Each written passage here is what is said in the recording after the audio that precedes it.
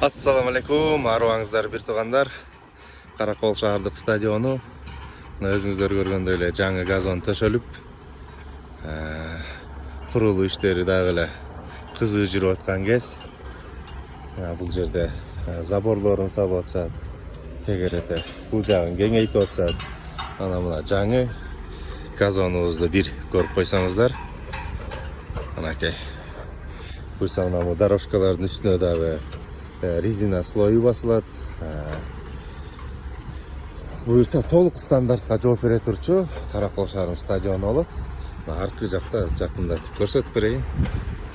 Мынакей трибуналар, эрлер отурган жерлер бүт баары сонун жасалып атат достор.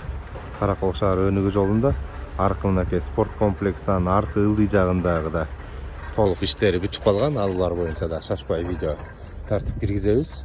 Ачылышы да аз калды.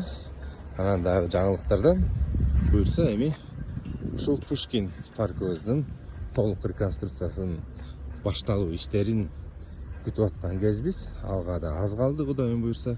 Мынакей Каракол шаарынын мэриясы, Каракол шаарынын мэри эң сонун кызмат кылып атышат, иштеп жатышат. Аркы зоопаркыбыз дагы толук ремонт болуп атат.